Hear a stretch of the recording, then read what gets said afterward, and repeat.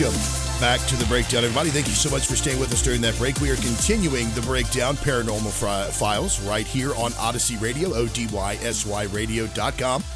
You can listen to us on iHeartRadio, or you can go to odysseyradio.com and download the app and have all kinds of fantastic paranormal, conspiracy, alternative health information and shows there for you at your fingertips.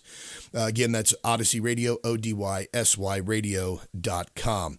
So we're continuing the program tonight, and one of the things I love about doing this type of show is that if I have questions, if I have anything my little conspiratory mind can think about, if I want to find out about conspiracy theories or paranormal things or odd or macabre or horror, something like that, I can always reach out to somebody and talk to them and ask them the questions that pop up, or just have them come on the show and educate me and in turn educate you, which I think is fantastic. And last week we had David Weiss on the program. You can go and listen to him by going to odysseyradio.com and clicking on the Paranormal Files show link, and you'll be able to listen to that full show. You'll also be able to watch it if you want, because David gives a great visual presentation of Flat Earth, and it is available on YouTube as well. Just search for The Breakdown with Aaron Barker. So I'm continuing in that vein because I still have unanswered questions, and I'm still wondering, and I'm still looking at this world, trying to piece things together. As a Christian, looking for that big biblical cosmology and trying to figure out things of this great, wonderful world that surrounds us. So I reached out to Mark Sargent. He was very gracious to come on last minute, like literally last minute, to come on the program with me. And who's Mark Sargent? Well, let me give you a brief bio, and then I'll let him introduce himself as well when he comes on. But he asks the question, are we living in a Truman Show enclosed world thousands of miles wide? This is part of a series of videos that shows not only is it possible, but likely. Mark Sargent, growing up on the South Whidbey Island in Washington, started his career playing computer games professionally in Boulder, Colorado. From there, he spent the next 20 years training people in proprietary software. In 2014, he looked into what is no doubt the strangest conspiracy theory ever, called Flat Earth theory, and through extensive research discovered that it wasn't so laughable after all. In 2015, he released a series of YouTube videos titled Flat Earth Clues, which delves into the possibility of our human civilization actually being inside a Truman Show-like enclosed system, and how it's been hidden from the public since 1956. Now, you can find Mark's content over on YouTube, his books on Amazon, and the Netflix documentary Behind the Curve. So without further ado, Mark Sargent, thank you so much for joining us on the program tonight, sir. Hey, very much for having me. Absolutely. So give us a little introduction to you as well. I know I read that bio there, but it's always good to hear from folks, especially what brought you to this conclusion, and where did you come from, and what brought you to this conclusion that the Earth is indeed flat and that we're in this Truman Show style enclosed world? Mostly conspiracy boredom, believe it or not. I never got married or had kids, and I'm older, so I had a chance to go down a whole bunch of rabbit holes when the internet was new, when you could actually finish the internet back in the day. And I was looking, I don't know if you ever saw the documentary Behind the Curve on Netflix, but it's pretty much, that story is true. That part of the documentary is true, which is I looked into just about every conspiracy you can think of. You can think of it. I've got an opinion on it. Some I like, some I don't. You want to tell me that, Elvis, is still alive and Bigfoot is running around? I'd be like, they're not my favorites. You want to tell me what the core of the Earth looks like? That's a whole different story. And so the Flat Earth was just on my bucket list of things to look at. It's like, I'll knock this thing out in a weekend. And that weekend turned into a month, which turned into 3 months, which turned into 9 months, off and on, until finally in 2015, I decided to make a series of videos and put them out on the internet and said, okay, I can't prove the globe in a court of law anymore. Like everybody that gets into Flat Earth, is, we start out trying to debunk it. That's the t-shirt. I got into Flat Earth because I tried to disprove it. And I've, the series of videos that I made, I put out there with all my contact information, my real address, my phone number, my real name, everything. Didn't use any aliases. And I was waiting for some academic to call me up and say, this is where you went wrong. You forgot to carry the two. You can shut down all your social media stuff and be done with it. But that's not what happened. A whole bunch of subject matter experts contacted me, and media contacted me, and a few trolls contacted me, but very, very few compared to the positives. And so by the time 2015 ended, I was absolutely on board with it. And it just kept snowballing from there, and a lot more people got involved. And next thing you know, we were doing conferences, and I was going overseas and talking to people about it. And here we are, almost. In fact, the clues turn 8 years old in less than 2 weeks. Wow. Like 9 days. So when you initially posted those, were you convinced? Were you like, hey, we're in a flat earth. This is exactly what it's like. Or were you still like, these are questions and I'm just pondering. I'm just throwing it out there as I'm working through it. I was mostly, because again, it took me 9 months. I'm a fairly clever problem solver. I'm not a fast problem solver, but I'm pretty creative. I'll find the workarounds. I'll find a way to get to the solution. Maybe not the most orthodox way, but I'll find a way. So by 9 months in, when I made the videos, I was pretty sure, to the point where, if you remember, if you've ever been in university or heard about people taking blue book tests. And when you take a blue book test in a university, you put all your, you finish whenever you finish, and you turn it in. And when you turn it in, you're either pretty confident or you're really confident. And when I turned this thing in, I was pretty close, but I wasn't positive. I was waiting for the other shoe to drop, and it never did. The academics never called me. So you were kind of waiting for somebody to knock on your door and say, you were kind of waiting on somebody to knock on your door and say, hey, this is where you're wrong. This is where you need to correct this and fix this, et cetera. Yeah. So what has been the most convincing part of this entire thing for you, where you just look at it and you're like, if everything else were to be disproven, this one thing, I'm just like, for the rest of my existence, I can't get over this one thing. I'll tell you two, because what convinced me, or my favorite one right now, the one I hold on to like grim death, is not the one that most people do. What gets most people into the community is long distance photography, because everybody misses it. And the only reason we even figured it out was because HD technology came along. Right. If you would go back 30 years, you can have the best camera on the shelf, and you shoot, you start looking at a boat off in the distance. It's just this smudgy thing. Now you can get a $400 camera off the rack and zoom in on stuff that's way, way farther than it should be. That's what gets most people, but that's not mine. Mine is a little harder to explain because it's invisible, but I'll explain it anyway. And I know that David Weiss probably talked about this a little bit, which is gravity versus the vacuum of space. And what I try to tell people is, let's say, for example, the second floor of where you live right now, you turned into a little vacuum chamber, right? Like 20 feet by 30 feet or whatever, right? And you put a valve above your head and a lever, and you pull that lever. What happens? It's not like the movies. It is instant. It is violent. The air will absolutely equalize in a fraction of a second. Any deep sea diver will tell you this. Anybody that works on oil rigs, any submarine people, they will all tell you this. It is extremely violent. Pressure next to non-pressure, even though you can't see it. Like right now, what we're breathing in right now is not nothing. It's 80% nitrogen and 20% oxygen, right? So what happens when you pull that valve above your head? It just fires up instantly. And in fact, you'll probably black out. You might even die, right? So when you go outside, why is our atmosphere still here? You know what I mean? Meaning our atmosphere sits right next to the vacuum of space, the purest vacuum of space. I've talked to vacuum chamber experts. And when you have a pure vacuum, it's like orders of magnitude even stronger. So your first and only knee-jerk response to that will be gravity. Gravity. Oh, gravity is obviously holding the air down. I go, you mean the same gravity that couldn't keep the air in your living room from rushing upstairs? That gravity? The exact same gravity? Mm-hmm. And then people kind of get stuck because they know, science says, well, it has to be gravity, otherwise we'd be dead. And I go, that's not how the logic works. What is the barrier? And they say gravity. And I go, gravity is not a barrier. Tell me what happens when you get to the bleeding edge of space, where our atmosphere ends and space begins. Tell me what happens. No science can tell me. They just stuck. And they just said, well, it's got to be gravity. And that's the end of the discussion. It's like, and it's because it's the only option for them. I go, other than being a pressurized system, that we're living inside a dome. We're living inside a snow globe that's holding the air in. I mean, there's a reason why they call it air pressure. Oh, and while we're at it, there's a reason why they call it greenhouse gases. Doesn't it make more sense if it's an actual physical greenhouse?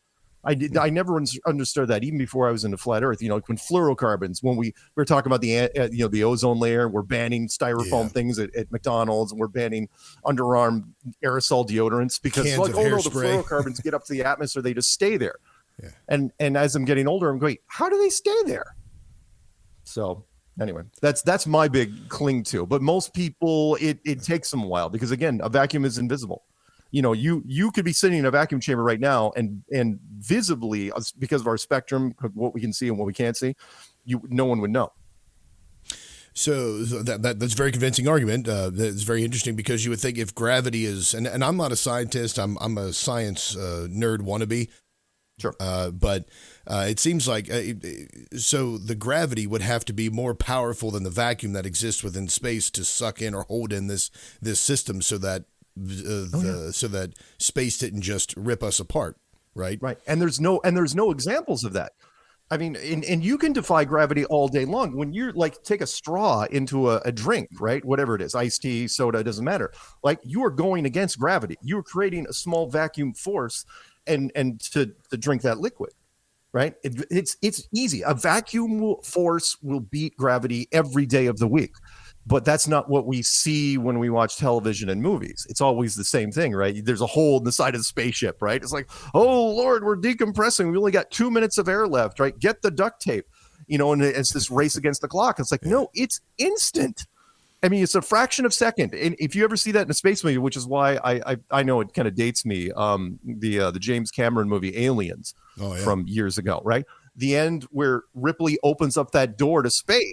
Right, everything's getting sucked out. She's fighting, climbing the ladder. Like, no. She's dead. The little girl's dead. The alien's dead. The Marines are dead. Everybody's dead. Movie's over. Roll the credits. So wow. So now those are pretty. Those can get kind of heady, right? And I know that one of the things that you do is you're kind of looked at as the freshman recruiter. So to speak, of those. So if you're at Flat Earth University, you're the freshman recruiter that people come to see when they're on the fence about coming to the college. So let me ask you this. So I'm a nobody. I have no interest at all or have no idea about Flat Earth University. I come on campus for the visit. I run into you as the freshman recruiter. What's your pitch for me to be a part of and come to Flat Earth University? My nickel tour is the intro that I put on my channel. It's the intro for the documentary, which is science will tell you that you are the leftover remnants of the Big Bang. Yeah. Right. That you are living on a tiny little rock covered in a little bit of water and a little bit of gas, flying through an impossibly huge universe, and your life means nothing. You are insignificant. Which I don't think many people actually believe that, because if they did, they'd treat every day like it was their last. The truth is that you are living in a building built by God. And it is, for lack of a better term, a snow globe. But if a sports stadium, a shallow sports stadium works for you, I mean, I've had some people say, it's like a pizza box. You're living in a structure with walls and a floor and a ceiling. And inside that structure is a giant saltwater lake. And in the middle of that saltwater lake are a bunch of islands that we call continents. And you live on one of them. And space, for lack of a better word, is an illusion. It is all space is just lights on a ceiling. It is a giant, heavily ornamented clock system which predates language. In fact, it doesn't need language at all. And it's been used for thousands of years for all sorts of things. In fact, there doesn't even have to be space. Whether it is there for signs and wonders, and it's there to inspire you. And this place was built for you. And if you are interested in this, that's why you should look into Flat Earth and look at all this stuff. The first part is you have to look at what space is not, and what the powers that be have gone, the lengths they have gone to keep this from you, which really has only been going on for the last 60 years, give or take. I mean, with the exception of the globe, which is a whole other thing, but they've really amped it up over the last 60 years. And then you have to look at what is possible, which shouldn't be possible. Meaning like long distance photography and vacuum versus the gravity of space, or the eclipse shadow, or the Van Allen radiation belts, or all sorts of fun stuff. Right. That compelling argument that you gave there within the Big Bang, and I've heard this before. I mean, it is not something that is uncommon. That we're all just collective stardust, remnants of a massive explosion that happened billions of years ago, and we exist on this planet that by chance found the Goldilocks zone next to the sun and all these planets, and we hit right dead center into there. Now, I do know that because there are a lot of creationists and a lot of Christians who say, well, there was no chance. God directed the Big Bang. He put the planet where it was. He created it in 6 days and all of that stuff. How does this flat Earth differ in regards to the Christian who says yes, the world was created, it is round, and your standpoint that says no, it was not, it's immovable and it exists on this plane? The difference is first off, in the flat Earth community, and I don't know if David Weiss told you this or not, is that at least half the community are hardcore Christians. At least I've seen that a lot. Yeah, a lot of people have that biblical understanding of that. Yeah, and we had there have been flat Earth conferences, flat Earth Christian conferences, which I wasn't even invited to because I couldn't quote enough chapter and verse. If you can believe it. Oh wow! So but one of the best guys that we had, who's the late Rob Skiba. He has a wonderful website out there called testingtheglobe.com. And he called me up after he got into this. I converted him back in 2015. And he came back to me, and was a big biblical prophecy guy. And he goes, Mark, the Bible's a flat earth book. He goes, there are so many references that talk about everything being stationary, being immovable, being basically God's footstool. He goes, there's only one verse that even hints at it, which is Isaiah 40:22, which is he who sitteth upon the circle of the earth, right? And as you know, well, I mean, he quoted the ancient Hebrew, which is circle is not globe, it is not ball, it is not sphere. Circle is circle, no different than a dinner plate or your dining room table or a hubcap or something like that. That's the only verse that hints at any sort of circular or spherical thing. He goes, but it does not have veto power over everything else. Certainly not Genesis. Was it Genesis 1:8 when the firmament that was placed between the waters above and the waters below? Or I don't know if David mentioned this because I was the one that showed him, which was Wernher von Braun, the founder of NASA, his headstone. It was brilliant, which is, it's not this guy pointing at the sky with a big cement rocket behind him. It's just the year he was born, the year he died, and then Psalms 19:1. I didn't know what it was. I had to look it up. And it says, and the firmament shows his handiwork. Why would the founder of NASA, an ex-Nazi scientist, be reaching out from the grave and telling us about a structure that supposedly doesn't exist? Very intriguing. Yeah, I have seen that a lot. There's a lot of Christians in this. There, and are you a Christian as well? Oh yeah. Okay. I didn't know that as part of this. I'm very happy to hear that. Yeah, there seem to be a lot of Christians, and when you read those scriptures and put those texts together, it talks about the immovable earth. It talks about how the foundation, it talks about earthquakes. It shakes the earth, but violently, etc. But it doesn't. But it does point to something being created. Now, a lot of folks will say that that's archaic language. That's their understanding back then. But God has an eternal understanding of all of this. And if he inspired the word of God, then the idea that he would put something in there that would just kind of fade away as science began to make their discoveries seems to me a little bit far-fetched. I see it. It's sort of like the hero's journey, right? This was never going to be easy. And God never said it was going to be easy. Right. It's always been about the challenge, about the tests that have been put in front of us. I like bending a little of some of the quotes, which is well, not a biblical quote, obviously, but the what was the saying? The greatest trick the devil ever pulled was convincing the world he didn't exist. Right. Mine goes into lines of, it's not the devil didn't convince everyone that he didn't exist. He convinced the world that it didn't exist, the true world. Meaning, when the globe was put into play, which was basically just an interpretation of the sky, that's all it was. You were basically hiding God from everybody, and that's when the rise of science into what I call its own religion, which is scientism. And science has been beating everybody over the head with textbooks for the last, half a century?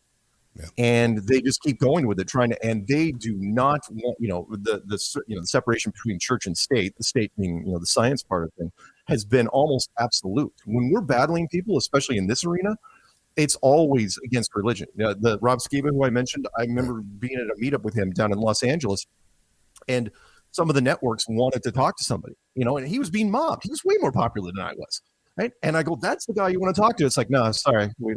He's too churchy. We don't want to bring it into religion into this. Wow. And mainstream media has been following that for the longest time. They will not tie this to religion in any way, shape, or form. It's almost as if I don't want to say, but almost as if, quotey fingers, they do that on purpose.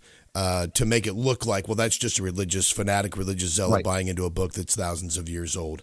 You're listening to The Breakdown, Paranormal Files, right here on Odyssey Radio. We're talking to Mark Sargent about what led him to Flat Earth, and then also what would convince other people about the Flat Earth. So do you use a combination when you talk to people of Scripture and and science, or at least the facts and evidence that you've been able to generate through your own or others' experiments? Is that kind of like your thing? Yeah, it depends on the audience, obviously, read the room. So when it comes to talking to people about it, I have to kind of feel them out first and see where they are. If they immediately come at me and say, well, how does the Bible fit into this? Then yeah, I'll go chapter and verse for as long as I can.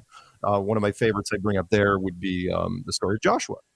Where Joshua, asked God to hold the sun and the moon in the sky for an extra day so he can slay more enemies. Well, doesn't that make a lot more sense in an enclosed system than it does a massive universe? Instead of pausing the solar system, all you have to do is hit pause on the sky. That's it. Yeah, it's easy. And what I find fascinating about the account of Joshua having the sun stand still, or asking for it to stand still, is so many people will say, well, that is that's just poetic language. That's just how we see things and how it's interpreted. Sure. But it does seem, as if I mentioned, as we did previously, that God would put that in the Scriptures for us to see and realize, without obviously spelling it out completely, that the Earth is the one that's stationary and the sun is the one that's moving. Yeah. In fact, I'll direct people to the stuff, everything that we talk about in our community, nothing's secret. So I'll say, oh, hey, just Google the term ancient cosmology, right? And then hit images. You will see every single culture going back, to recorded history. They all drew the same thing. They all basically drew a snow globe, including the Greeks at one point. He was like, no, the Greeks know. No. The Greeks were talking about that stuff before they even, we even knew where the continents were, or at least perceived they were. But anyway, everyone drew the same thing. Only 500 years ago did they all of a sudden, with Copernicus, introduce this model, this globe model. Again, when most people, 500 years ago, most people couldn't even read and write. But you put that model in there, and it's amazing reinforcement. Don't forget, we put this in the classroom of kindergarten. When you're 6 years old, and it sits in the corner. It's the only conspiracy, by the way, we debunk to children. Meaning, one of the first things the teacher says, oh yeah, by the way, we used to think the world is flat. Now here's what we know it is, and they show you the toy, and then they put it in the classroom. They don't have to say anything else. It stays in your classroom for until you graduate from high school. That's amazing conditioning. Sorry, go ahead. No, please continue. Well, imagine this, right above it, usually, because they usually put it below the flag. Think about it. The flag's in the corner of your classroom for 12 years. There are a number of people that partially joined the military. Right. Well, we're going to take a quick break. When we get back, we're going to continue talking to Mark Sargent right here on The Breakdown, Paranormal Files on Odyssey Radio. Keep it locked in.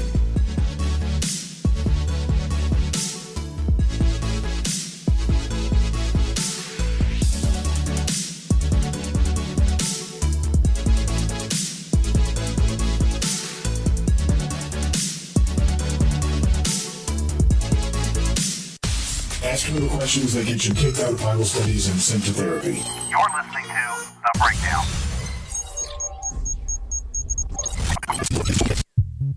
At Romika Designs, we're more than just a laser engraving and specialty design company. Much more. I'm Ron Phillips, co-owner of Romika Designs, and if you can dream it, we can probably make it. We can custom laser cut and engrave on nearly all material. Great for one-of-a-kind gifts, home decor, business and specialty items, or personalized and logoed designs created just for you or your company. Allow us to become your go-to gift and specialty project partner. Romika Designs can help make your ideas a reality. We're ready to help you design and create that special gift for any occasion or engrave your personal or business logo on just about any product. View our designs at romikadesigns.com or simply email us with your ideas. We specialize in custom design and would be honored to have the opportunity to discuss it with you. Call us at 817-400-4040, email info@romikadesigns.com, or visit us on the web at romikadesigns.com.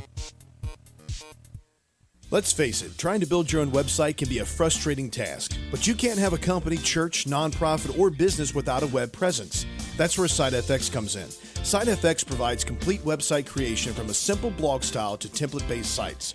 SiteFX can even give you absolute customization services, bringing your vision to digital life. Even if you already have a website, there's always room for growth. SiteFX has 15 years of experience staying in tune with the current web trends, add-ons, designs, and coding updates.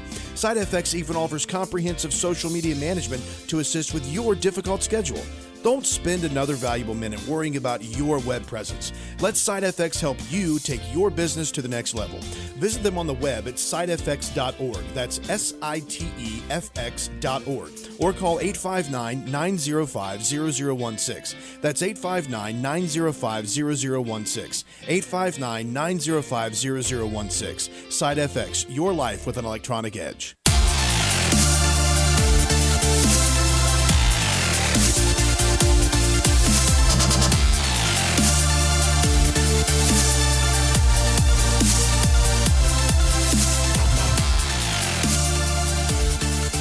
Welcome back to the Breakdown Paranormal Files on Odyssey Radio. Talking to Mark Sargent. Right before we went to break, Mark, you were mentioning that this is the one conspiracy theory where people are taught this from a child, the one conspiracy theory that we're not supposed to debunk. And then you mentioned that the globe is in the school right underneath the flag. What's the connection that you were trying to make there? Oh, yeah. The connection is when you see any object or any symbol for 12 years, you are going to be connected to it in some way, shape, or form. So, for example, the flag sitting in the corner of the classroom, that partially inspires some people, depending on where you live, to join the military. Oh, yeah, the flag. That's my country. That's where I live. I'm willing to fight for it. Oh, what's below that? Oh, hey, it's the globe. That's where I live. I'm willing to defend that in some way, shape, or form, even at a subconscious level. And that's what they do. The creator of 1984, George L. Orwell, had this wonderful quote back in, I believe it was 1946, if I'm not mistaken. I should probably look that up real fast. I think it was 1946. One second. Yeah, December 1946. Let me read it really quick. He said, most people, if asked to prove that the earth is round, would not even bother to produce the rather weak arguments I have outlined above. They would start off by saying that everybody knows the earth to be round, and if pressed further, would become angry. He goes, this is a credulous age, and the burden of knowledge which we now have to carry is partially responsible. What I thought was interesting is that if he walked out on the sidewalk and asked in 1946, what shape the world was, they'd say it was a globe, right?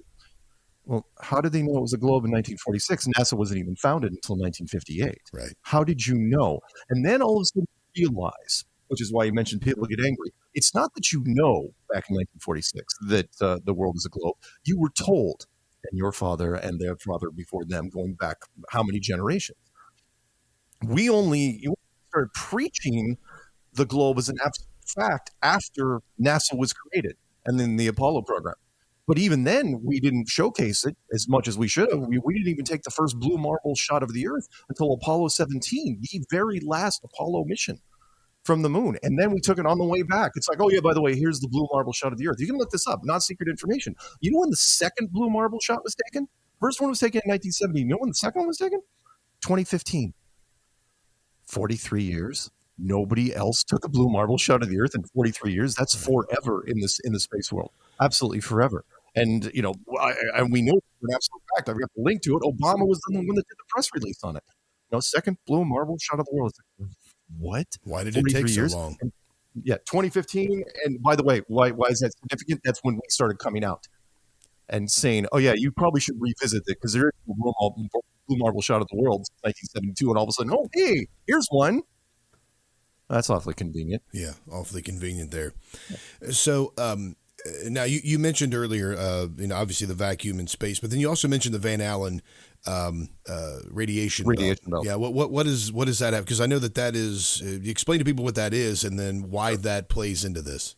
Oh, that's a big one. It's a trap question because it cannot be beaten. It's kind of like the whole crane kick from the Karate Kid, which is the Van Allen radiation belt was announced in 1959 by Van Allen, Professor Van Allen, who worked for NASA, by the way. And he says, oh yeah, it's super deadly, really, really thick bands of radiation around the Earth. No one should ever go up there. Really, really bad. And then Kennedy screwed that whole thing up in 1960, by saying, we choose to go to the moon in this decade and do the other thing. And that it's like, and so everyone immediately ran back. The media ran back to Van Allen and says, oh, dude, so apparently you're going to be going through the belt. How are you going to get through it? And he goes, well, we're going to go really, really fast. Oh, and that was his answer. And it's like, what are you talking about? Your best speed is like 18,000 miles an hour. And you say these things are 60,000 miles an hour, 6,000 miles thick. And plus you're making a round trip to the moon and back. And plus, meaning you have to brake, you have to slow down as you come through these things. Not to mention, you don't have no shielding for this. Remember, there's only three things that can shield you from radiation. Lead, gold, which is twice as dense as lead, and a whole bunch of water, which they use in power plants. Well, that's the last thing you'd ever want to put on any type of aircraft or spacecraft. That's like putting an anchor on top of a rocket. You'd never, ever do it. And yet, the Americans went round trip 6 times, moon and back. Nobody died. Nobody got radiation poisoning. Nobody even got cancer. I think there's still 4 of them limping along. We'll see how longer Buzz has. 4 of these guys still around today. How'd they get through it? With plastic and aluminum as shielding. Nobody wants to talk about it. So that is how we got to the moon. So obviously, if there's a firmament, we can't get through that firmament, and there is no Van Allen belt. There's no trip to the moon. So obviously, there is no trip. No, the Apollo missions, which is one of my intro questions, which I ask most people. That's how I kind of gauge the room. If you go to somebody and say, "Hey, did the Americans go to the moon?" And they all of a sudden pull out a tiny little American flag, start waving around, and a little tear, rolls down their face and turns into a bald eagle and flies away, then probably shouldn't talk to them about it. But if they're skeptical at all, then definitely, talk to them. What I thought was interesting was when I went to other countries, we'll just pick Sweden, for example, when I was over there. And I said, yeah, I get what the Americans believe that we went to the moon. Rah, rah, go team, we're the best, right? Why do you people in Europe believe that the Americans went to the moon? You know what? They always say the exact same thing. It's like, well, it was on television. It was on your news. The Americans would never lie about that. It's like, of course, nobody in our government, even nobody the Americans know better. Yeah.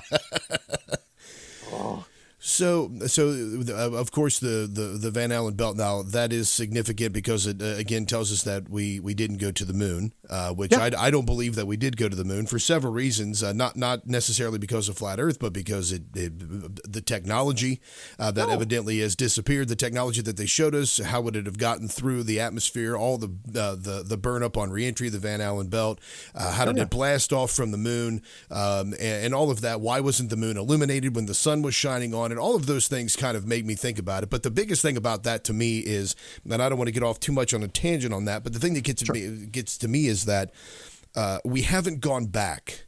And they say we've lost that technology. Right. Well, in our cell phones, we've all heard this before. In our cell phones, we have more computing power than all of the computing power it took to get them to the moon, and that was a full room of computers. You can't tell me that our technology has not advanced to be able to rebuild that or reconstruct it to get back there.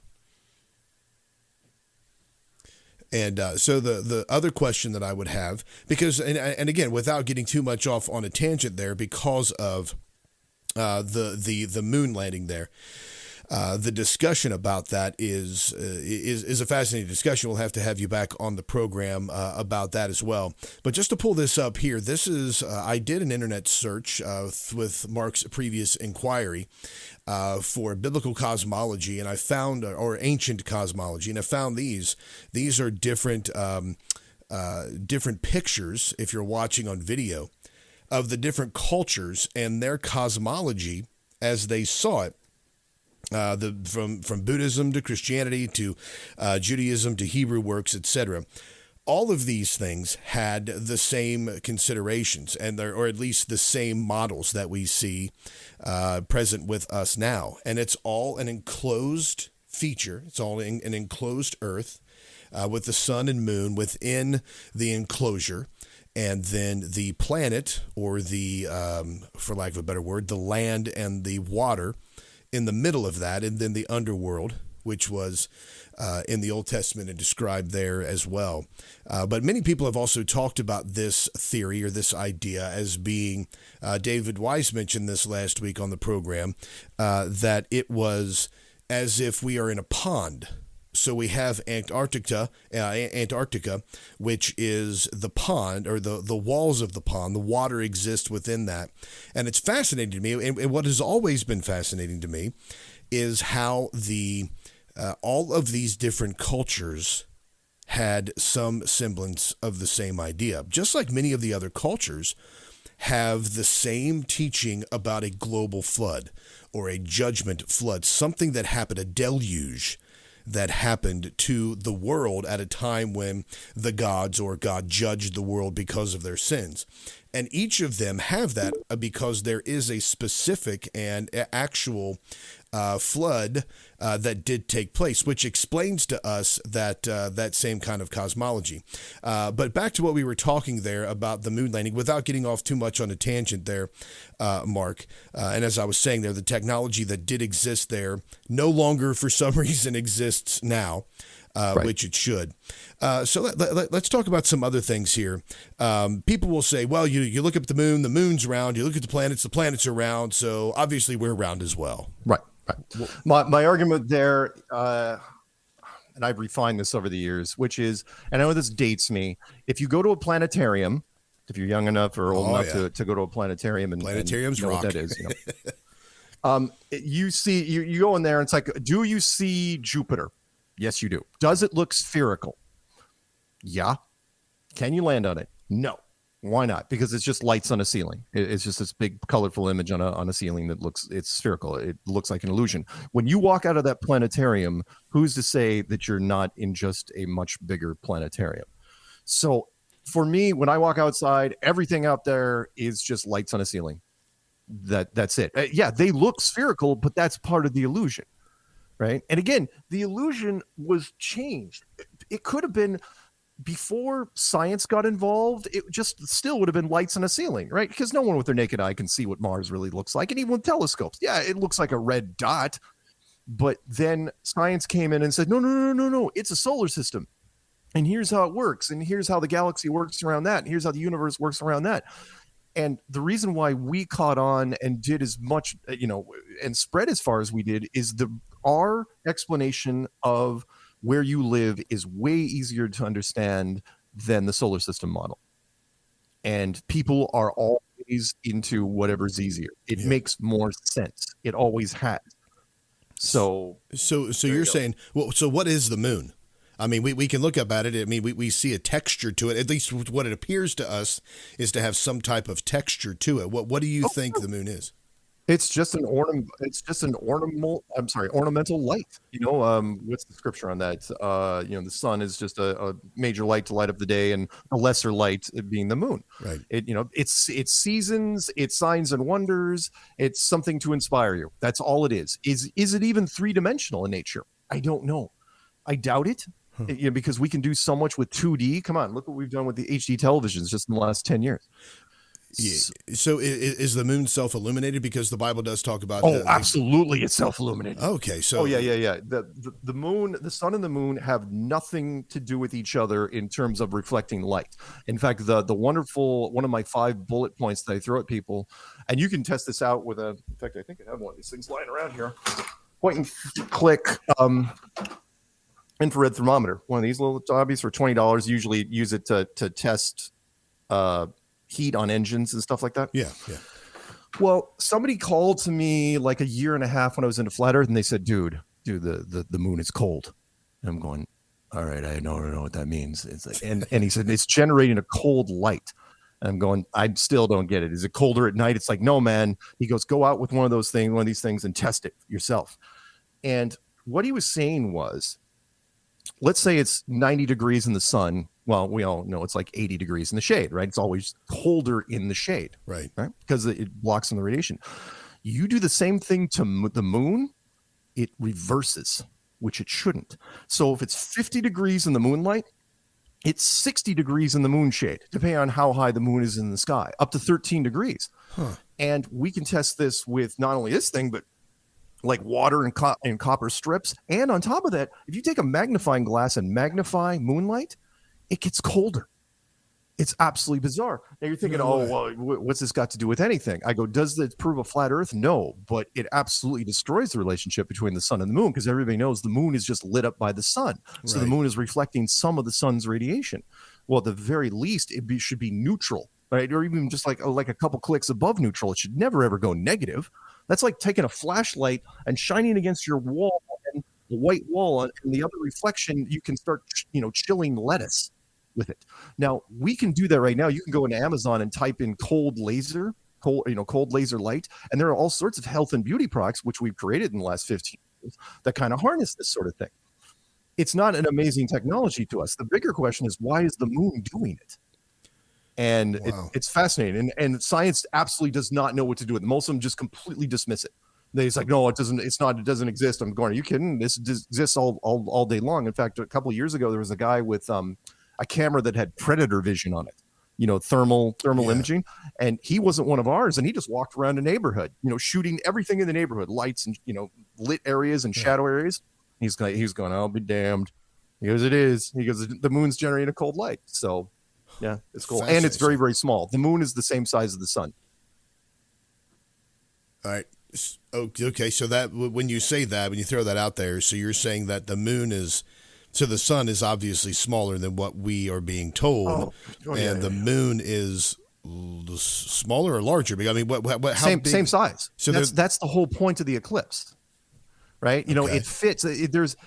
People think it's a coincidence. That's like, oh, look, the moon fits right in front of the sun because it's 400 times closer and 400 times narrower simultaneously.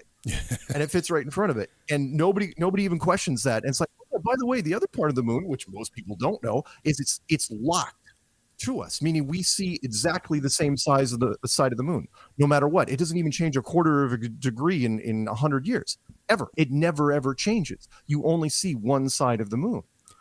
And that's something that's always thrown me off as well, because it appears that the moon has different faces, at least, right? So you're telling us only because it turns. You'll see it spinning, no different than it's turning sideways like this, but you'll never see it rotate. The dark side of the moon is always, the dark side of the moon is kind of funny because it's not always dark. It's just the side we don't see. That's why they call it the dark side. Yeah, there is no dark side. But the sun and the moon it's all dark. The sun and the moon are, let's say, give or take, 50 to 70 miles wide, and we're gonna estimate maybe 3,000 miles up. 3,000 miles up. And one is an incandescent light bulb, which is the sun, and one appears to be a cold LED, which is the moon. And that's how you get away with the time zones, because people say, well, if the sun is above us, if it's right above us in the snow globe, everything would be lit up at once. I go, yeah, unless it's really, really, really small, which is the only drawback to when we draw maps and stuff. The only way we can even make the sun show up on the map is draw it like 1,000 miles wide. And that's when people get that idea. Go, look, we actually drew it 50 miles wide. You'd never see it. It'd just be like a pixel. Wow. So. Yeah. So the sun and the moon are the same size. The moon does not reflect the sunlight. It generates its own light. And we're not sure what that light is or how it does that. I mean, we don't. We know from the scripture that God created the lesser lights to rule the night. Right. So we know that. We have a few minutes left here. So what are stars? What about stars and planets and all of that? Where are they located in? Yeah. The stars and the planets. Those are just. Oh boy, I don't want to diminish this because God will be mad at me. So if the moon is a lesser light, then the stars and the planets are even less than that. Meaning they're just background noise. That's it. Okay. Do you think that they're like the angels that are stuck in the firmament, fallen angels? Do you think that they're because again, when we look at the scriptures, the sun, the moon, and the stars are given to us obviously for the light, but then the stars are also given to us so that we can discern the times and the seasons to know when it is, what time it is, etc., for navigation and all of that. So I have a hard time thinking that they're fallen angels when the description says that it's created like that. Yeah, I know. There's some people that talk. I mean, they could be headstones of fallen angels. I don't know. What I think is interesting, though, is the whole out of Revelation, where the stars fall from heaven like figs falling from a tree, right? Always thought that was interesting, even as a kid, because it's like, well, because they supposedly fell to earth in Revelation. It's like, well, that doesn't work, because if they're billions of light years away, then how can they pull that off? But it makes, again, a lot more sense if the lights are just up there, which goes into the Truman Show thing. And that was a little play on biblical thing when one of the spotlights fell to the ground in the Truman Show. Yeah, that was brilliant. So we are running out of time. We just got a few minutes left here. I might hold you over if you don't mind, and maybe do a little bit more. But definitely would love to have you back on in the future, because this is kind of a flat Earth 101. This is me trying to get those questions out, and I'm sure everybody else there. I mean, in a selfish way, I'm able to have people on that are much smarter than I can, and I can interview them, and the audience, of course, learns from that as well. You said that the sun and the moon are about 3,000 miles up. High. 3,000 miles roughly. high. Okay. Yeah. So where does that put us in relationship to the firmament? How high do you think that the firmament is? That's a tough one, because even if it was, let's say the firmament was only 5,000 miles high, right? Let's just run, and then the sun and the moon were hanging somewhere in the middle. Even if that was the case, because this place would have to be, say, 25,000 miles wide, give or take, then you're talking the whole snow globe arc really doesn't apply. It'd be much more shallow, like a sports stadium, right? Or a sound stage, because you don't need to be that high. Don't forget that most of our civilization lives less than 1 mile high, right? Commercial planes tap out at about 10 miles high. Spy planes, if you believe what they say, are like 20 miles high. So even if the firmament, was 5,000 miles high, that's way more than enough to hold an entire civilization comfortably with a sun and the moon, and then put the stars somewhere up above there. So it'd work. I don't see any problem with it, but it would look more like a shallow sports stadium. The arc would be it'd be way more flattened out. Right. And so as far as the breadth, we're also told in Job, when God asks Job the question, can you measure with a line? Can you measure the breadth of the earth? Right. So when it comes to Antarctica, we don't know how deep or how wide the Antarctica is. You're saying that it is, from what I gather, that is the ice wall that surrounds the end or the edge. And it could go on beyond there for thousands of miles potentially. Yeah, the common misconception is that it's just this Game of Thrones ice wall. That's it, right? That the beginning of the Antarctic coastline is the edge. That's not the case. If you believe the stories, and quite a bit of them are documented, is that the U.S. government went from the coastline of Antarctica and flew their planes as best they could, and their planes evolved over time. Our aircraft got a lot better from 1928, I believe, until 1956, when the Operation Deep Freeze ended that whole thing, which was, if you're flying around there for 30 years and setting up fuel dumps and flying around with your best military pilots, and you still can't find anything for the better part of 30 years, the Antarctic continent must be, or I should say the Antarctic ring must be massive. Absolutely massive in scope. Wow. So and that kind of envelops in my next question, which is what I'm going to do, if you don't mind. It's just a few more minutes. So you all are listening to the Breakdown Paranormal Files with Mark Sargent. We're with Aaron Barker. We're talking to Mark Sargent here on Odyssey Radio, ODYSY Radio. If you're listening on the station and you want to hear some more, there's going to be an overdrive after this, and we're going to be talking to Mark more on YouTube, over on Facebook and Twitter, etc. So you can go over there if you would like to hear more of this. If not, you can catch the rest of the show on YouTube. It will be posted up there. So Mark, we just have a few minutes left here before we get into too many deep questions again. Where can people find your stuff, and how can they learn more about you? Easy enough. Just go into any search engine. I don't care if you're in Google or YouTube or Facebook or whatever, and just type in Flat Earth Mark. That's it. I'm not going to try to give you any weird addresses or anything. If you type in Flat Earth Mark, you will find the rabbit holes, and eventually you will get to me. Awesome. Not that hard. And I'll link what I have in the show notes as well. So we've got just about 1:30 left here. What's your purpose, man? Why are you doing this? I mean, like, do you hate yourself? Are you a glutton for punishment? I mean, what's your goal? I don't know why I'm doing this. It just happened. If I live long enough to write an autobiography, I'm not kidding you, and I've said this many times in the past, it'll be called Unsolicited. I never even had to pick up the phone. It just happened. It was like an amusement park ride pulled up in front of my living room, and a blinking light says "Get on," and it's like, okay, sure, why not? And I got on, and it just took me, and I said yes to everything I possibly could. And you know how God works. This thing, you don't always get what you want, but you get what you need. Yeah. And it just took me to where, here we are 8 years later after the clues were made, and I've gotten to do some amazing things that I never ever would have thought I never could have pulled off in my professional life or personal life. Flat Earth did that for me. Absolutely. Well, I tell you what, man, that is one of those things that as I think about back on my time, I would not have chosen to be a conspiracy theorist. I wouldn't have chosen to have an inquisitive mind like I do, because I've lost a lot of friends and I've pissed off a lot of people about it over the years. So, all right, folks, Mark Sargent. Mark, thank you so much for staying with us on the program today and for coming on. For those of you who are listening on Odyssey Radio, on the app, or iHeart, we are going to continue some more over on YouTube and Facebook. So if you'd like to hop on over there and you can hear the rest of this program. For everybody else that's watching, just stay with me for the next about 15 seconds, and we'll be right back with you. This is the Breakdown Paranormal Files on Odyssey Radio, and until next time, make Christ supremely valuable.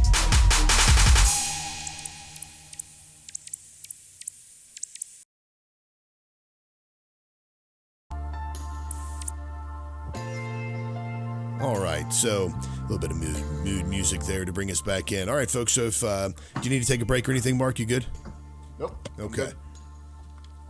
So if you've been listening to us over on Odyssey Radio, we have been talking to Mark Sargent, so we're going to continue just a few minutes here as well with some other questions. Now, we were talking about the firmament and such, if I can go back to that, because my question about Antarctica is just thinking about the scope. If we're looking at this plane of existence on which we find ourselves, right. if indeed that is what we are, you've got this dome that you're saying could potentially be 5,000 miles, and that's just conjecture. I'll grab one. Hang on.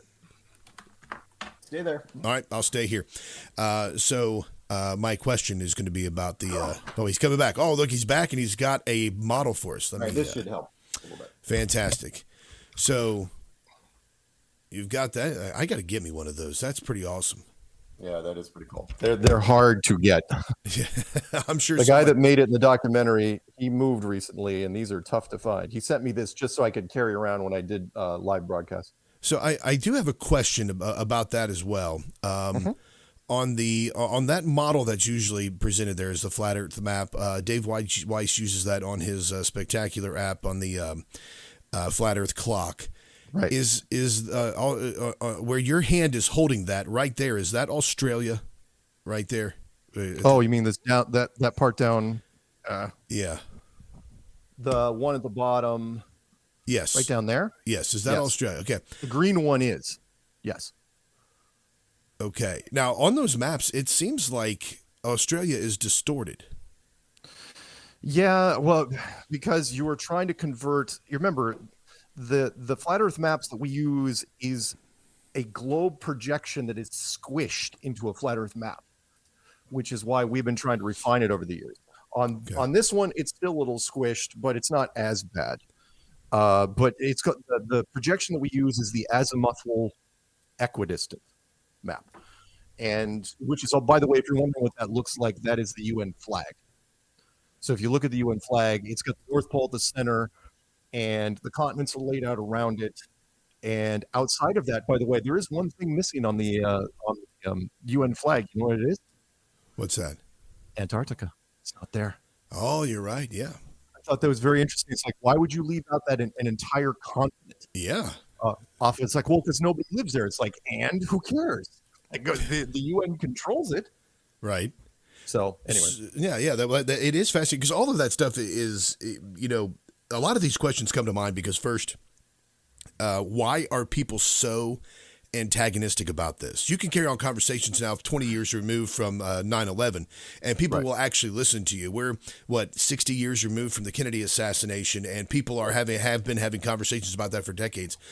Talking about the CIA or the FBI or the government or even George W. Bush or the George H.W. Bush having an involvement in that, and people are like, oh yeah, we could talk about that. You bring up the globe versus the flat earth and people lose their ever-loving minds.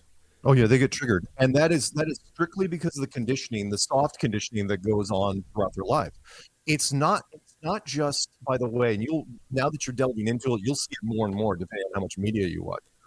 It's not just that the globe has been in your classroom for 12 years, right? Yeah. It's when you watch any television or movie since, I don't know, we'll just round down to 1980, you will notice globes inserted in just about once in every series and every show that's not space related, unless it's, a space show like Aliens or Star Wars or Star Trek or something like that, you will see the globe inserted places that they shouldn't be. It's like, okay, fine. The globe's in the teacher's classroom. Fine. Why is it on top of a Chicago detective's desk?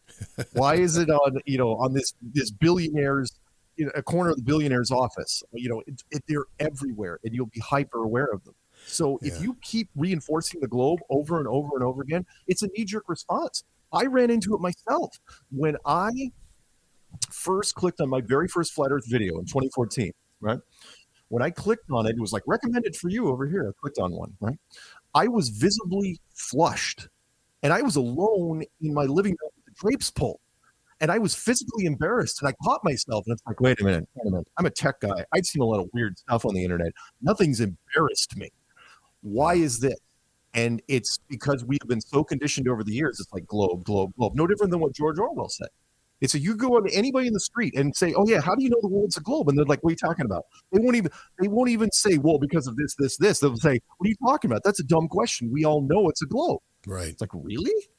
How do you know this? Rocket? You part of the space program? No. Yeah. That's why people lean on NASA so much. Well, it is fascinating because, of course, we could have a different conversation about that as well, about just how movies are constantly indoctrinating people. I find it hilarious when you watch, like my family watches The Walking Dead, and in this dystopic period where there are no airplanes is essentially in existence, no jets, anything like that. You're out in this dystopic future. The world is falling apart. The dead are walking among them, and in the background, in the sky, there are chemtrails. I'm like, where the crap did the chemtrails come from? I know in my family because they're like, just watch the show. I'm like, where did the chemtrails come from? Why are they there? They're not. Yeah. So, well, there are some production mistakes, which is, by the way, you were asking earlier why we never went back to the moon, and part of it was because they were scared to death of the production mistakes being found out. Even in 1972, which predates the internet by 20-something years. They were scared. They were scared to do another Blue Marble shot. Don't forget that, and I brought this up in a couple of things. The first Lord of the Rings movie that came out, the first when they released it in the theaters, when they were leaving the Shire, there's a road off in the corner of the screen and a white car. And you got to remember that it all comes down to the weakest link. You got to have a massive production, and it went all the way to theatrical release. Nobody caught the car because everyone was watching The Hobbits. Really? So imagine trying. So when people say, oh no, the moon can be faked, or it's like, yeah, it can be faked, but it'd be so impossibly hard to do. If somebody came to me, and I'd give it my best shot. If somebody came to me and said, with a dump truck full of money and said, hey, we want you to fake the moon mission now, and go get that money out of here. I don't want to touch it, because they'd be scared to death of somebody screwing up the production. All it takes is one person to screw it up, and that's it. You're done. One boom mic and you're screwed. Oh yeah, one boom mic and you're absolutely screwed. So I going back here. I know I keep bouncing all over the place, but the firmament conversation really is, to me, I'm gonna say important because all of it is, but it fascinates me because there are some people who say that if you watch the shuttles or the spaceships, rockets take off, then you can actually obviously watch how they curve. Right. Do you think that it's possible, because you 5,000 feet, 5,000 miles, that's like over 26 million miles, or 26 million feet up in the air. The balloons that I've seen, that people have filmed the Earth with a camera, have gone up. It's like 120 or 130,000 feet. Correct me if I'm wrong, and taken some amazing footage there. But I go back to the scripture in my mind where it says that at the Tower of Babel in Genesis 11, where God comes down and says, "Here are all the people together." This is a paraphrase. Everybody's gathered together. They're building a tower. If we don't leave them alone, they're going to be able to build a tower that reaches to heaven. So God confounded their language and destroyed the tower and sent everybody on their way and separated them so they wouldn't be able to do that. Right. That's what I'm thinking. So there's a question in all of that there. And the question is, what brought you to the conclusion that the heights of the sun, the moon, and then the firmament? We were just taking rough guesses, but before I address that really quick, did you ever watch my clues? I'm sorry, I have not gotten to watch all of them. No, I have not gotten to watch all of them. No, that's fine, because it's funny you mentioned that, because I actually specifically designed an entire clue around the Tower of Babel. Oh, okay. Which was, and I know it's a very, very short story, in Genesis, but it is, for me, profound, because it talks about a culture that was before ours, right? A unified culture that had one purpose. They were all one mind. They were basically too good at what they were. They might as well have been, a unified culture.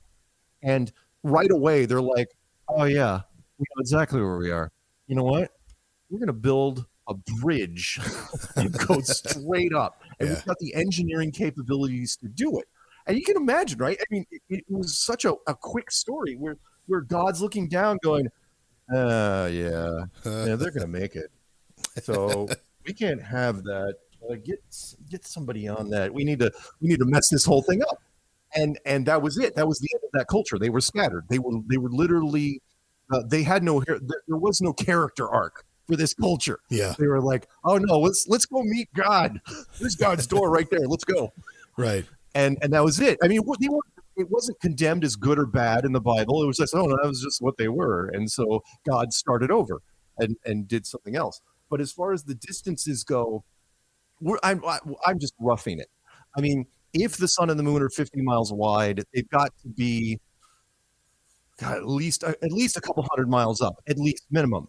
But what we do know is that something is stopping rockets way, way earlier than that. There are some people that are even suggesting that the rockets are hitting some sort of physics barrier happening at not even 70 miles up, which is way higher than anything we do commercially or militarily, which is why when you see the rockets, you can type in Google Images trail of rockets, time-lapse trail of rockets, and they go horizontal very, very quickly, which makes sense because you'd want, it's all for show. You let the rockets go up, let them go horizontal, fire them off over the ocean, sink them in the water, but that's not what we show the public. You switch transmission to another image or computer generated image, and then you go from there.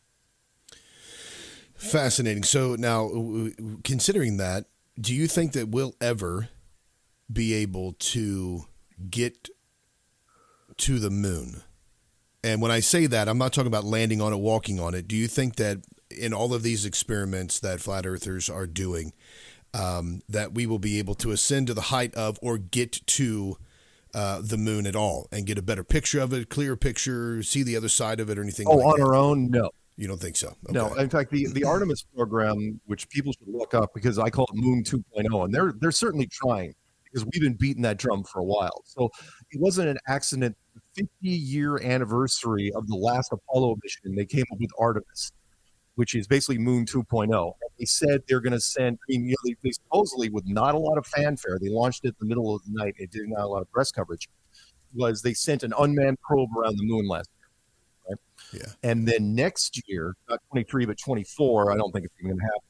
They're supposedly going to do a craft that's going to do a loop around the moon, but not land. And then 26, they're supposedly, but again, I've heard this record before. We've had wonderful montages of every president since Reagan saying the same thing. It's like, we're committed to going back to the moon. Clinton and the first Bush, the second Bush, and Obama and Trump, they all say the same thing. They've been kicking that can down the road for 50 years. So no, I don't think we're going there because there's nothing to go to. Well, I mean, faking it now, the longer you wait to fake it, the better the detection ability of the internet hive mind is. Now, the individual internet, dumb as a rock, but the hive mind, eventually you get a group of even 1,000 people, you combine them, they start comparing notes, which is part of the brilliance of the internet, they will figure it out. All it takes is one nerd in his underwear in Nebraska in the middle of the night to look at something. It's like, wait a minute. Wait a second. That belt of Orion's not, which is, by the way, on a side note, why you will never see stars. Initially, by the way, and scientists, no one will talk to me about this, which is none of the moon missions, there was a star in any shot whatsoever. No stars. Right. And the reason, that NASA says, it's an exposure setting, because that was film, right? But the reason it's because it was too hard, because everything was time and date stamped. And if the belt of Orion is not in the exact spot where it should be for that time and date stamp, that's it. What the nerd says, hey, that's not where it should be. And the Big Dipper's in the wrong place too. And all of a sudden, all the academic community starts losing their mind. That's fine. But when Artemis goes around the moon last year and they come back, and this is digital technology, there's no film and no stars are ever shown in days worth of footage. Right. What the hell? And I've had people like, it's still an exposure saying, I'm going, since when? I go, 2022 cameras can do everything. Everything. I mean, it can shoot in infrared, it shoot in ultraviolet, it can shoot in predator vision, it can do everything. There should be all sorts of stars, and you're never going to see them. Nope. So as we said previously, but one of the things that I questioned about the moon landing, or one of the reasons that I'm convinced that it didn't happen, was they talk about that technology is being lost, but it's the opposite is true. The technology, as you just mentioned, the technology is so good that if they tried to go back to the moon, then we would be able to disprove that. People smarter than I would be able to disprove that, simply because we have the technology that exists to be able to point out all of those inconsistencies and the Photoshops and the CGI and all of that. So the idea that NASA is in on this, NASA's a lie, that they're making all of this up. What's the point of that? There are some things that you can just shove down the rabbit hole and not worry about, or shoved in the garbage disposal, and the government's going to be like, well, we don't talk about that. We don't think about that. All of that stuff is trash. They did it to religion, not that Christianity is, but they've done that. They've kind of shoved that off to the side and said, that's craziness. Why create an entire organization whose entire purpose is to convince people that a globe exists, that outer space exists? Why not just say, forget about that? Well, the globe, two different things. So creating the globe 500 years ago, roughly, and introducing it was mostly to stomp out the curiosity of people, because people love a mystery. And even, up until very, very recently, we didn't even, seriously, even our best and brightest did not have the tools to even confirm that the world was a snow globe until about 1960, because you didn't have pressurized aircraft. And until you have the internal combustion engine, you have nothing. So beforehand, it was to launch scientism. And did the devil have something to do with it? Probably. Hiding God, that's a brilliant strategy, which is, how can there be God if you're in an infinite universe, right? But as far as NASA goes, that's a whole different thing, which is they had to do it. It's not, in fact, I kind of equate it to this. When I first looked at the moon missions, which I always thought were a piece of crap because I thought the production value was terrible. It's like, okay, well, the Americans are just showing off. It's like, wave the flag, we're the greatest. We do anything, for rep, for image, for our brand. But when you get into flat Earth, you realize that it's not that, it's that they had to. You had to militarize space, because if you don't, you run the risk down the road of the private corporations getting involved, like they kind of are now, but they're so infiltrated, it doesn't really make any difference. Okay. So you remember that NASA is a collection of parts. All their stuff is from the military contractors, like Boeing and Lockheed Martin and General Dynamics and big companies like that. Right. What you don't want is those companies teaming up with other companies to do a side mission on their own. You don't want Boeing teaming up with Frito-Lay and saying, oh yeah, we're going to do our own space thing, put a big Doritos thing on the moon. That'd be cool. Because, Americans, we'd pull that off. And then all of a sudden their rockets start crashing. You don't want those questions. I mean, it's the same reason why you seal off Antarctica, by the way, is, you make sure, the Antarctic Treaty is in place because you don't want the oil and gas companies going in them there, and a plane or a helicopter goes so far off course, and then you have to tie up some loose ends. And then all of a sudden they're like, no one goes to Antarctica, seal that thing off. And they did. Everyone just kind of went for it. It was very, very quiet. By the way, the side thing on Antarctica, it didn't bug me that they sealed it off as much as it bugged me that no one was allowed to talk about it. No one protested it. Like oil, Chevron and Mobil and British Petroleum, they should be running full-page ads in the London Times about how great it would be to do oil and gas down in Antarctica. They're not even allowed to discuss it. They just want it real quiet. So it's almost as if, going back to the NASA thing, it's almost as if NASA's playing God, and all of the private sector companies that would potentially want to try to get to outer space or try to go are Babylonians trying to build the Tower of Babel, and NASA's saying, forget that, buddy. You're not. We have control over this jurisdiction over here. Yeah, this is our secret. We're keeping it. So, you know how power goes. All men want is more power. And that's them. NASA and the U.S. government spearheaded it, so much so that they killed the space race between us and the Soviet Union back in the day. Remember, there was a space race. Yeah. And it was, us versus the Russians. And all of a sudden the Americans get there and the Russians just quit. They just rolled it up. It's like, well, that's it. I've never seen that in the history of sports. It's like the first guy crosses the finish line and everyone else just walks off the field. When does that happen? Everyone knew it was going to happen. It was going to be the Russians put 4 people, we put 5 people. They put a small base, we put a bigger base, and then Time Magazine runs a story, as cliche as it is, saying, has the Cold War reached the moon? That's how it would have gone.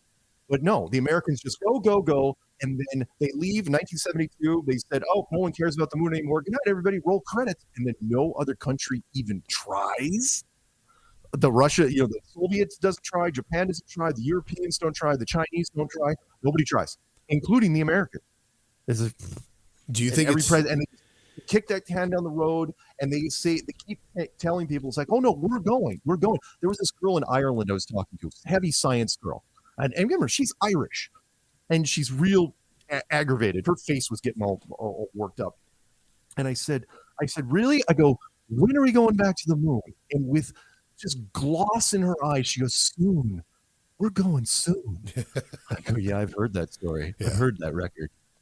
It's played out, my friend. So these other countries as well know that their space programs know that the Earth is flat, that there is no outer space. At the highest levels, yes. Okay. But when it comes to their astronauts, for the lack of a better term, I use the term loosely, astronauts, they are military officers that are ordered to do things.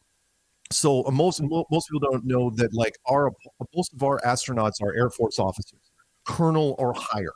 I think the lowest you can be is like a lieutenant colonel, if I'm not mistaken. I mean, we have full birds going up all the time, full bird colonels, even lieutenant generals. No, people don't know that. NASA, they don't portray NASA as part of the DoD, which they are. It's like, fine, they wear white uniforms, they don't carry guns, they smile for the camera, they talk to school kids. That doesn't mean that they're not military.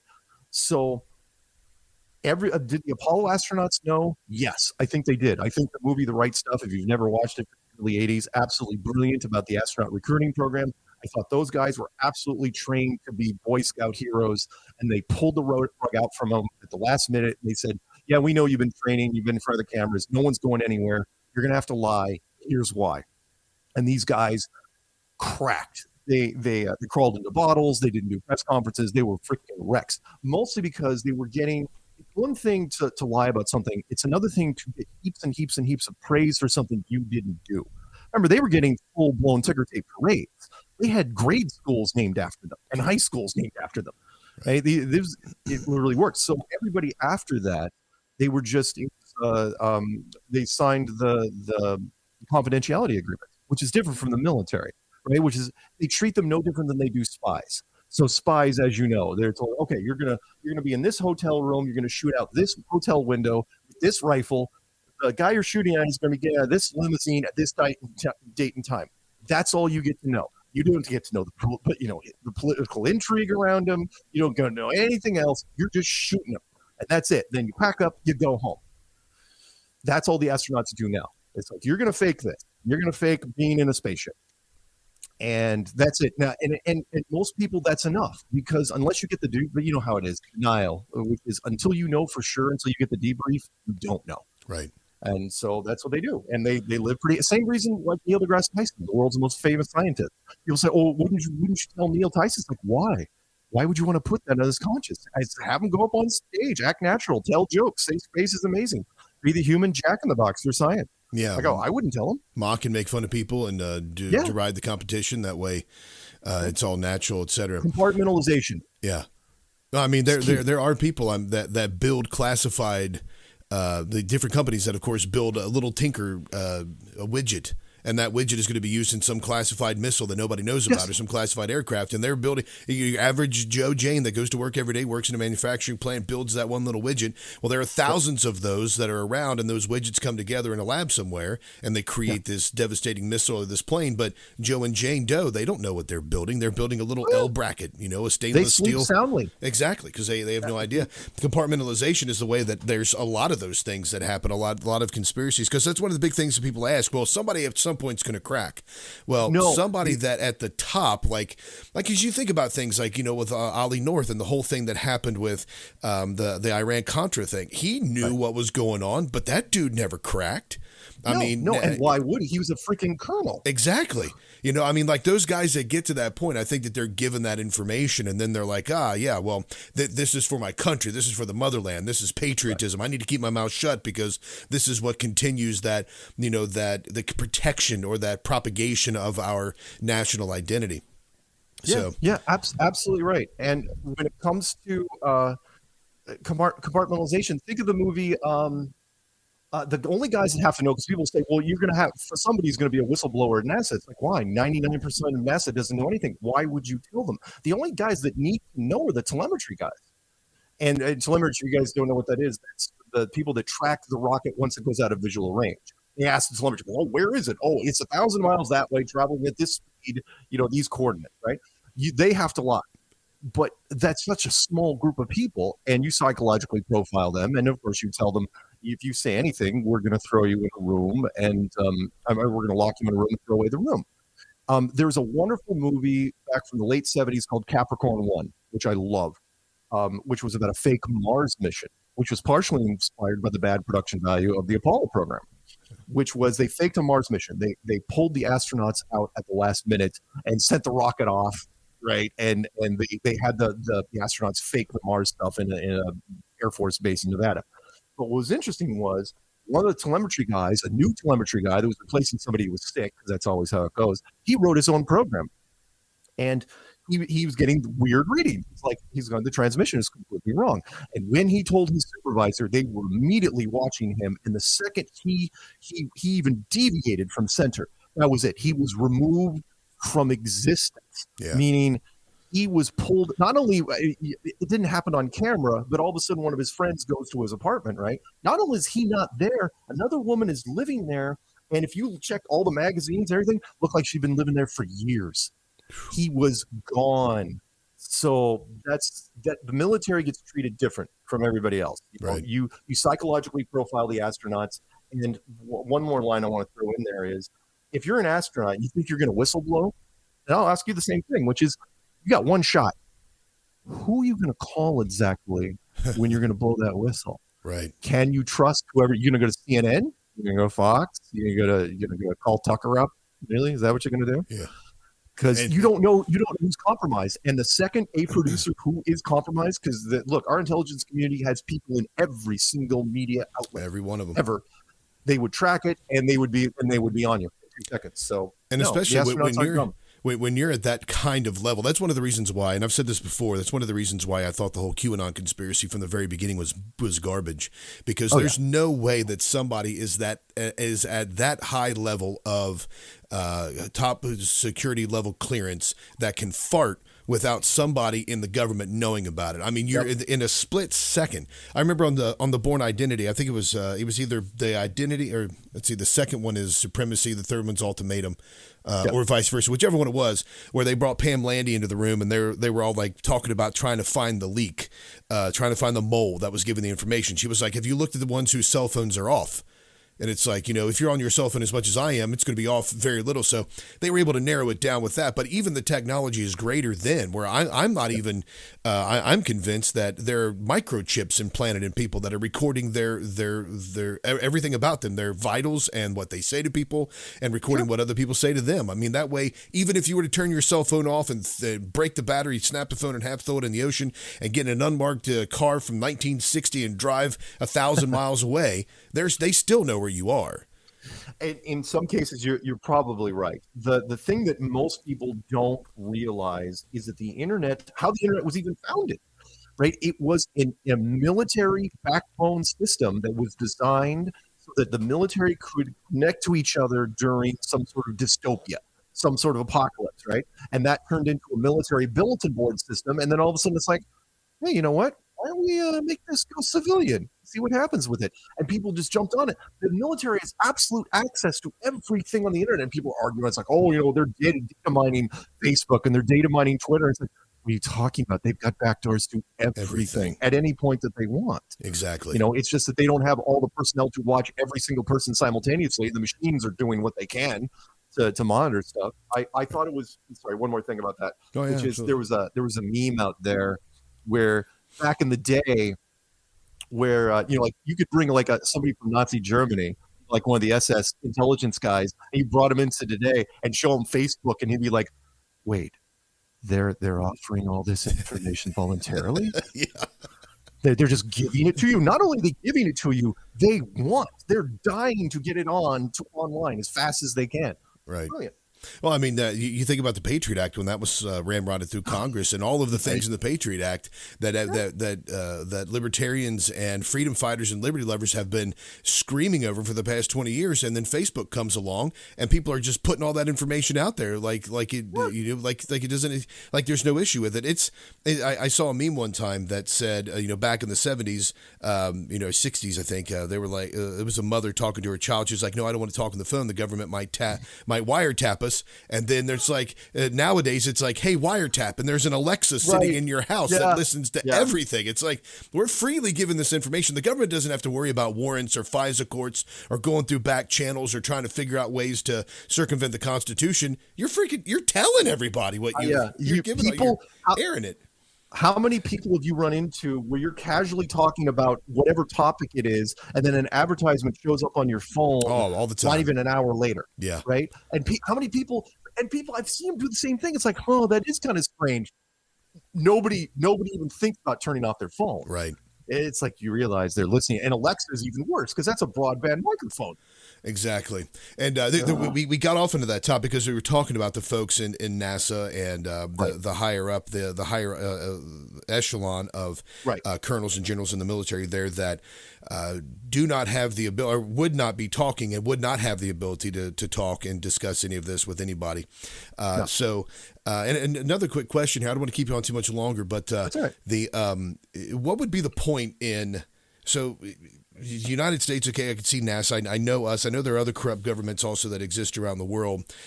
We can't even get on the same page about where we're going to have the Olympics. We can't get on the same page when it comes to, where, different religions and things like that. Right. Why is it that this is the one thing that every country can agree to? And why, I'll ask that first. Why is this the thing that would bring all of them together in unity to not tell their people? Well, not even, you're giving them too much credit. Meaning the new world order isn't completely the whole world. It only encompasses, it's mostly countries in Europe. It's mostly Western countries, countries of the crown and countries in Europe.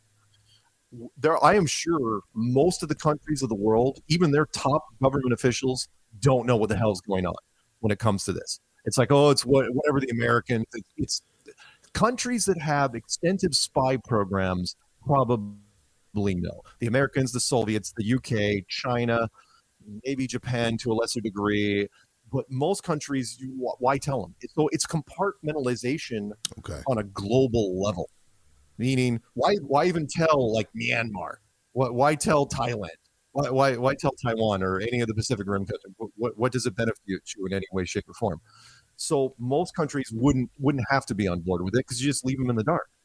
And if they want to ask they can, and you decide, I mean, what are you going to, seriously, it would be an exchange program. Yeah. Which is like, okay, you want to know the big secret? We'll tell you, but you're going to have to give us a whole bunch of stuff. Yeah, gotcha. So. Awesome. Well, I tell you what, brother, I would love to have you back on because I know that you, and we don't have time to get into it now, but I know that you talk a lot about the simulation theory, which is fascinating as well. I'd love to hear more about that, and then actually the whole Truman Show concept. But I think that I hope that we've done a good enough job here tonight. Well, at least I know you have, but I hope I've asked the right questions to be able to spark the interest of people, and of course to help you as well. Just the last couple of minutes here, is there anything that we haven't hit upon that you're like, you know what, this is the one thing, that I want to convey right now about this. I know you talked about the vacuum earlier, but what's that word of encouragement to people, or that one thing you think that we need to hit before we take off? Yeah, the big thing is that take whatever I've said here, because I've thrown a lot of wild concepts out there at everybody, which is, I'm not here to convince you or persuade you. I am here to put an idea into your head, like an acorn, and see if it sticks. See what happens there. You, in the end, will have to figure this out for yourself. Do your own research. The reason why our community has like a 99, I'm not exaggerating, a 99% retention rate is because I don't tear down the globe. You tear it down for yourself. And after you tear it down, even if your enthusiasm wanes, you're like, oh, okay, well, I'm not going to make content, but I might or may not tell people. How would you go back? And it's very similar, from wondering where have you heard that before. That's straight out of Cypher in the Matrix, which is once he was out, he wanted to go back in, but he didn't know how. Right. So he had to cut a deal with the agents to do it. Once you which is why I warn people, like, look, do your own research, ask questions, figure it out for yourself. There's lots of different avenues for you to do that. And when you do, you'll decide one way or the other, and it'll work. And if you email me in later and say that I ruined your life, it probably won't be so bad. Yeah, and if I could throw in there as well, because this is what I started doing the other day. I downloaded a PDF. I'll try to put it in the show notes as well, but it's like 240 plus scriptures that talk about flat Earth, or right. that lean towards that model, an immovable Earth, fixed creation, a hard firmament, etc. And as a Christian, I would strongly encourage people as well. Start with the Word of God. The Bible is not a science textbook. It's not a psychology textbook. It's not a math or science or anything like that. But what it is, when it talks about those things, wherever it hits on science, wherever it hits on mathematics, whenever it hits on sociology, all those things, it's 100% accurate. So I would say start with that, especially if you're a Christian, and read that and understand it a little more, and then build upon that foundation. And I think that is a great place to start. And like you said, Mark, maybe somebody will email us both and say we ruined their lives. But and one more thing, I put it in your chat, which is, I know you have a big Christian audience, which is, look, go to testingtheglobe.com. It's not mine. It's my late friend Rob Skiba's. Yeah. But it is brilliant. It goes through the Bible with a fine-tooth comb, and you will see for yourself. Absolutely. That is testingtheglobe.com. And if we search for Mark Sargent Flat Earth, it'll pull up your stuff as well. And there, actually, I'm going to throw up a screenshot real quick. This is Rob Skiba, the late Rob Skiba as well. He's I didn't get a chance to meet him or talk to him about anything, but I do know his work was extensive, and he has the same kind of story I think that a lot of people do, and that is my life was good, and then I came across Flat Earth, and now it sucks. But no, that's of course a joke, an exaggeration, because it will begin to open your mind to a lot of different things, especially once you see the truth there. But any last words before we take off, Mark? No. Awesome. It was fun. Thank you very much for having me. And if anyone has any direct questions they want to throw at me, my email address and phone number and everything is in the description box of every single video I make. Why do you put your phone number out there, man? Why not? I've done it actually basically my entire internet life, and because trolls, here's why. Trolls are cowards, and they don't like to spoof phone numbers. Meaning, if you're going to call me, call me and set up a troll, hit me with the troll stuff, you're going to have to create a fake phone number, and trolls are just lazy, and they just won't do it. So I hardly even get troll emails. So I don't mind. I mean, my phone number's out there. Literally, there's the phone right there. You can call it. And I predicted in the clues, I said, most people won't call me because it's a texting world, and they don't. But if you call and, the message is kind enough, I'll probably call you back. Sure. Awesome. Well, there you go. Mark Sargent, Flat Earth. I got a screenshot up there of your YouTube channel as well. People can go there and watch all kinds of videos, the clues that you were talking about previously as well. And by the way, here, click on About real quick, and you'll see for yourself. There it is. There's my home address. Holy crap, man. I know, right? He's crazy. Anybody ever attack your house, egg your house, do anything like that? No, but it's mostly because they don't hate me. They hate Flat Earth. You've heard the saying, "Don't hate the player, hate the game." Yeah, that's what it is. You can yell at me all you want, but you can shoot me dead. Flat Earth's going to keep on going. So they realize that pretty quick. It's like I didn't create Flat Earth, so I'm off the hook. Well, that's awesome, brother. Much love to you. You had a lot of courage there. Really appreciate that. And stay on the line if you don't mind for a proper goodbye. Everybody else that's watching us over on YouTube, Facebook, etc., don't forget to share this video, share the show. You can also email me, breakdradio@protonmail.com. I'm not to the level where I want to give out my phone yet. I don't have the courage that Mark does, but you're welcome to send a frequency. If you go over to breakdradio.com, click on the microphone in the bottom right-hand corner, and you can leave a frequency there. That's you can leave up to 2 minutes, a minute and a half or 2 minutes, I think is what I got it set to. It's like a voicemail, but simply it's a voice recording, and you just leave that there, and we will try our best to get back to you. If you have questions, I'll send them over to Mark as well. Greatly appreciate everybody watching. This is the Breakdown Paranormal Files. You can find us on Odyssey Radio, ODYSYradio.com, also over at breakdradio.com. And if you search The Breakdown with Aaron Barker on YouTube, you'll find us over there too. So again, until next time, make Christ supremely valuable. See you, Mark.